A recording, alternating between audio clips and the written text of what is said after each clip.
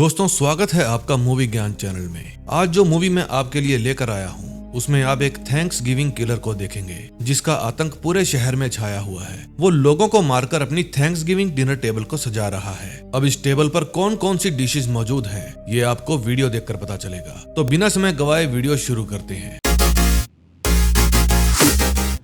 ये है अमेंडा, जो कि अपने पुलिस ऑफिसर दोस्त एडवर्ड के लिए दरवाजा खोलती है। अमेंडा इस वक्त राइट मार्ट सुपर स्टोर के मालिक थॉमस के घर पर मौजूद थी, क्योंकि ये सभी मिलकर थैंक्स गिविंग सेलिब्रेट कर रहे हैं। लेकिन अमेंडा के पति माइकल को आज स्टोर खोलना ही पड़ेगा, क्योंकि आज स्टोर में ब्लैक फ्राइडे सेल है और वहाँ काफी भीड़ होने वाली है। माइकल उस स्टोर में मैनेजर है और इसलिए ये उसी की जिम्मेदारी बनती है। फिर माइकल वो स्टोर खोलने के लिए वहाँ से चला जाता है। ये है जेसिका, जो थॉमस की बेटी है। इस समय ये अपने बॉयफ्रेंड बॉबी के साथ है। ये दोनों अपने दोस्तों का इंतजार कर रहे हैं, क्योंकि ये सभी इकट्ठा होकर एक मूवी देखने के लिए जाने वाले हैं। तभी इनके फ्रेंड्स इन्हें लेने के लिए आ जाते हैं। इनके नाम टॉम, गैबी, स्टू और यूलिया है। जब माइकल स्टोर पहुंच जाता है तो देखता है कि स्टोर के बाहर बहुत ज्यादा भीड़ है, लेकिन स्टोर ओपन होने में अभी भी 10 मिनट का समय बाकी है। इतनी भीड़ only for black Friday sale के लिए थी। सभी लोग एक दूसरे को धक्का दे रहे थे और उन लोगों को समझाने के लिए सिर्फ 2 गार्ड मौजूद थे। तभी जेसिका और उसके दोस्त स्टोर के सामने से गुजरते हैं। वो भी इतनी सारी भीड़ देखकर हैरान हो जाते हैं। अब क्योंकि ये स्टोर जेसिका के पापा का था,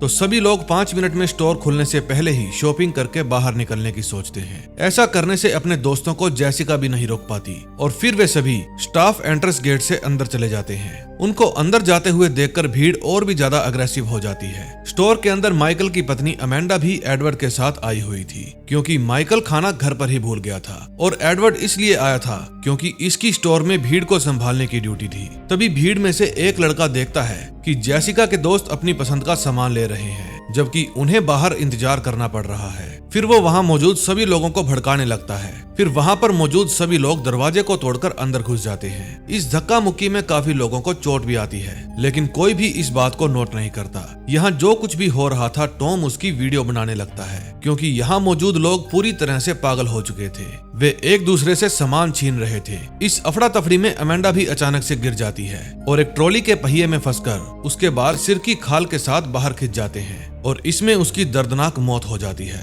अमेंडा का ये हाल एक लेडी ने किया था। यहाँ बॉबी भी एक आदमी की हेल्प करने के चक्कर में अपना हाथ तुड़वा बैठता है। तभी एडवर्ड जब अपनी दोस्त अमेंडा की ये हालत देखता है तो वो हवा में गोली चला देता है। इससे ये वाहियात लोगों की भीड़ कंट्रोल में आ जाती है। अब इस घटना को 1 साल बीत चुका है, यानी कि अब एक और थैंक्स गिविंग आने वाला है। लेकिन लोग 1 साल पहले जो हुआ था उसे भुला नहीं पा रहे। टॉम की बनाई हुई वीडियो अभी भी सब लोग देखते हैं। उस हादसे में शामिल किसी भी इंसान को कोई सजा नहीं हुई थी और उस हादसे के बाद बॉबी भी कहीं गायब हो गया था। अब 1 साल बाद वो वापस आया है। अब बात करें उसकी गर्लफ्रेंड जेसिका की, तो वो अब एक रॉबर्ट नाम के दूसरे लड़के के साथ है। जेसिका अपने दोस्तों के साथ एक कैफे में बैठी हुई थी। अब वहाँ एक वेट्रेस आती है और ये वही लेडी थी जिसने अमेंडा की जान ली थी। तभी वहाँ पर मौजूद जेसिका और उसके सभी दोस्तों के फोन पर नोटिफिकेशन बजता है। इन सभी दोस्तों को एक ही पोस्ट पर टैग किया गया था, जो कि और कुछ नहीं बल्कि थैंक्स गिविंग डिनर टेबल थी। लेकिन सभी दोस्त इस बात को नजरअंदाज कर देते हैं। फिर जब रात होते ही कैफे बंद करके वो लेडी घर जाने की तैयारी करती है, तभी उसके ऊपर एक मास्क पहना हुआ आदमी हमला कर देता है। पहले तो वो आदमी उसको पानी में डुबाकर उसके चेहरे को फ्रिज की दीवार से चिपका देता है, लेकिन वो लेडी किसी तरह से खुद को छुड़वा लेती है, लेकिन उसके गाल की स्किन पूरी तरह से छिल जाती है। फिर वो खुद को एक रूम के अंदर लॉक कर लेती है और जब उसे कोई भी आवाज सुनाई नहीं देती तो फिर से वो बाहर आकर देखती है। वो किलर उसका गाड़ी में ही इंतजार कर रहा था। फिर उस लेडी को देखकर वो किलर तेजी से गाड़ी को उसकी तरफ भगा कर लाता है और वो लेडी बचने के लिए एक लोहे के डस्टबिन में घुसने की कोशिश करती है। लेकिन तभी अचानक से डस्टबिन का ढक्कन बंद हो जाने के कारण उस लेडी का आधा शरीर कट जाता है और अगली सुबह वो पैर वाला हिस्सा लोगों को ऊपर टंगा हुआ दिखता है। ये खबर जल्दी ही पूरे शहर में फैल जाती है। तभी फिर से कोई जेसिका और उसके दोस्तों को डिनर टेबल वाली फोटो में दोबारा टैग करता है और इन लोगों को बिल्कुल नहीं पता था ये कौन कर रहा है। वो बिल्कुल नया अकाउंट था और जेसिका जब ध्यान से देखती है तो पाती है कि उस डिनर टेबल पर उन सभी दोस्तों के नाम लिखे हुए थे। फिर जब पुलिस वहां आकर इस केस को अच्छे से स्टडी करती है तो सबूतों से उन्हें पता चलता है कि ये किलर शायद किसी तरह का बदला लेना चाहता है और ये सिर्फ उन्हीं लोगों को मार रहा है जो 1 साल पहले स्टोर के इंसिडेंट में शामिल थे, और ये लेडी भी उन्हीं में से एक थी। तभी इसी सिलसिले में बात करने के लिए एडवर्ड जेसिका को पुलिस स्टेशन बुलाता है। वो उसे किलर के मोटिव के बारे में सब कुछ बताता है और कहता है कि हमें ये सब रोकना होगा। 1 साल पहले जब ये हादसा हुआ था तो हमारे पिता थॉमस ने हमें सीसीटीवी फुटेज ये बोलकर नहीं दी थी कि उस वक्त सीसीटीवी कैमरा खराब थे, लेकिन मुझे पता है कि वो झूठ बोल रहे हैं। तुम मुझे किसी तरह से वो फुटेज ला कर दे दो, क्योंकि ये कई लोगों की जिंदगी का सवाल है। ये सुनते ही जेसिका मान जाती है। फिर एडवर्ड कहता है कि ये बात हम दोनों के बीच में रहनी चाहिए, इस बात का जिक्र तुम किसी से भी मत करना।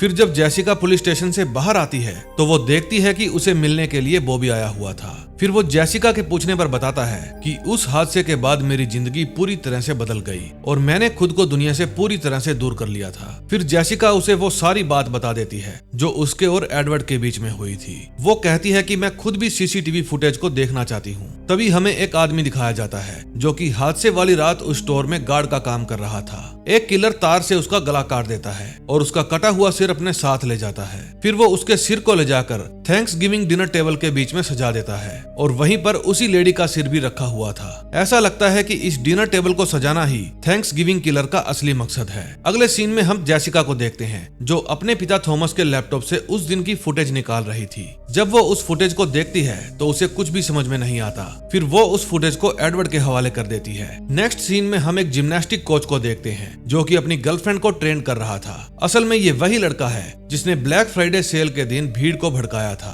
तभी वो किलर वहां आता है और एक झटके में ही इसका गला मरोड़ देता है, जिससे तुरंत इसकी मौत हो जाती है। फिर वो इसकी गर्लफ्रेंड को भी नहीं छोड़ता क्योंकि ये भी उस रात वहीं मौजूद थी। अब ये खबर शहर में आग की तरह फैल जाती है। इन किलिंग की वजह से ही जेसिका के कॉलेज की भी छुट्टियां कर दी जाती है। तभी घर आने से पहले टॉम और गैबी वॉशरूम जाते हैं। इन्होंने जेसिका को इंतजार करने के लिए कहा था। तभी वो किलर आकर टॉम और गैबी दोनों को ही किडनैप कर लेता है। फिर वो गैबी के फोन से जेसिका को मैसेज करके अंदर बुलाता है। फिर जैसे ही जेसिका अंदर आती है वो उस पर भी हमला कर देता है, लेकिन जेसिका खुद को बचाने के लिए उसकी आंख में पेपर स्प्रे करके भाग जाती है। जब ये बात जेसिका एडवर्ड को बताती है तब यूलिया के पिता इस शहर को छोड़ने का मन बना लेते हैं और यूलिया को अपने साथ लेकर चले जाते हैं। फिर स्टू जेसिका के साथ गन खरीदने जाता है ताकि खुद की हिफाजत कर सके। उधर यूलिया और उसके फादर निकलने ही वाले थे, तभी वो किलर उनके गार्ड को मारकर घर के अंदर आ जाता है। फिर वो यूलिया के पापा का काम तमाम कर देता है। जब यूलिया अपने कमरे में तैयार हो रही थी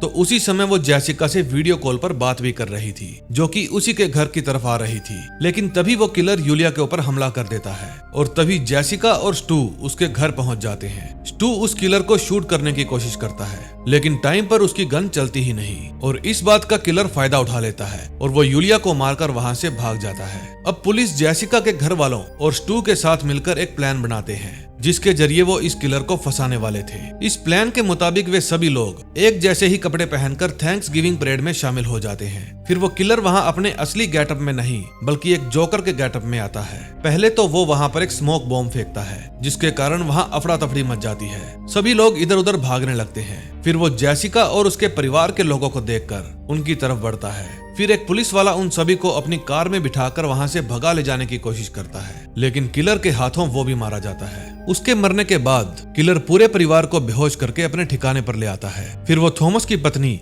यानी कि जेसिका की स्टेप मॉम के ऊपर मसाले डालने लगता है ताकि उसको वो अच्छे से ओवन में पका पाए, लेकिन तभी उसे अचानक से होश आ जाता है और वो वहां से भागने लगती है। फिर किलर उसे पकड़ लेता है और जिंदा ही ओवन में डाल देता है। फिर उसकी दर्दनाक मौत हो जाती है। जब जेसिका को होश आता है तो वो खुद को बंधा हुआ पाती है। वो देखती है कि उसके सामने वही थैंक्स गिविंग डिनर टेबल थी और उसके साथ उसके पापा और बाकी के दोस्त भी थे। अब वो किलर जेसिका और बाकी सभी के सामने थॉमस की वाइफ की पकी हुई बॉडी, वो भी बिना सिर के, पेश करता है। उसे देखकर सब लोग डर जाते हैं। फिर किलर की नजर डरे हुए टॉम पर जाती है। वो टॉम को कहता है कि तुम्हारे उस दिन के वीडियो ने ही मुझे ये सब करने के लिए मोटिवेट किया है। फिर वो टॉम का फोन लेकर लाइव स्ट्रीम ऑन करता है और फिर एक कुल्हाड़ी से टॉम का भी सिर काट देता है। ये सब देखकर जेसिका और स्टू खुद को छुड़ाने में कामयाब हो जाते हैं और किलर पर हमला करके भाग जाते हैं। फिर जब वो बॉबी को देखती है तो उसे लगता है कि ये सब बॉबी ही कर रहा है। फिर जेसिका उसे गोली मारने ही वाली थी, तभी एडवर्ड उसको आकर रोक लेता है। वो पहले जेसिका को बाहर लाता है और खुद गन लेकर अंदर जाता है। इसी दौरान वहां से गोली चलने की आवाज आती है और बाहर आकर एडवर्ड बताता है कि बॉबी भाग गया है। फिर वहाँ पर पुलिस आ जाती है और जेसिका को बताती है कि थॉमस, टू और गैबी एकदम सुरक्षित हैं। फिर पुलिस के जाने के बाद जेसिका ध्यान देती है कि एडवर्ड के जूतों और कपड़ों में बिल्कुल सेम वैसे ही कांटे लगे हुए हैं जैसे कि उस किलर के कपड़ों पर लगे हुए थे, यानी कि वही उसके पीछे भाग रहा था और बॉबी वो किलर नहीं बल्कि एडवर्ड है। ये बात अब एडवर्ड को भी समझ आ जाती है कि जेसिका उसकी असलियत जान गई है। फिर वो जेसिका को बताता है कि मेरा और अमेंडा का अफेयर चल रहा था और वो मेरे बच्चे की माँ बनने वाली थी, लेकिन तुम लोगों की लापरवाही के कारण उस दिन वो हादसा हो गया और अमेंडा के साथ मेरे बच्चे की भी मौत हो गई। इसीलिए मैंने तुम सभी को सजा देने का फैसला किया। इस काम में तुमने भी मेरी हेल्प की, वो फुटेज देकर, और उस फुटेज के कारण ही मैं और लोगों का पता भी लगा पाया। जब एडवर्ड ये सब कुछ बता रहा था तब जेसिका ने चुपके से उसकी वीडियो बना ली और लाइव कर दी। अब पूरी दुनिया के सामने एडवर्ड की सच्चाई आ चुकी थी। ये देखकर एडवर्ड पूरी तरह से बौखला जाता है और जेसिका पर हमला कर देता है। तभी वहाँ ऐन मौके पर बॉबी आ जाता है और उसे बचा लेता है। फिर बॉबी जेसिका को साथ लेकर टो ट्रक में बैठकर वहाँ से निकलने की कोशिश करता है, लेकिन एडवर्ड उन्हें रोक लेता है। फिर जब एडवर्ड उनकी तरफ बढ़ने लगता है तो जेसिका एक गैस बैलून पर शूट करती है, जिसके कारण वहाँ एक धमाका होता है और आग लग जाती है। तभी जेसिका रॉबर्ट्स, टू और गैबी से मिलती है। वे सब बिल्कुल सही सलामत थे। वे देखते हैं वहाँ एडवर्ड की बॉडी नहीं थी, इसी कारण अब भी जेसिका के अंदर उसका डर मौजूद था। वो सपने में एडवर्ड को जलते हुए देखती है और उसने जेसिका को भी पकड़ रखा था। हालांकि ये उसका सपना था, लेकिन डर तो डर होता है। इसी के साथ ये मूवी यहीं पर एंड हो जाती है। तो दोस्तों, कैसी लगी आपको ये मूवी कमेंट करके जरूर बताना। मैं इस तरह की खून खराबे वाली वीडियो पहली बार लेकर आया हूँ। अगर आप और भी इस तरह की वीडियो देखना चाहते हैं तो कमेंट में जरूर बताना। मिलते हैं नए दिन नई स्टोरी के साथ। Till then, bye bye.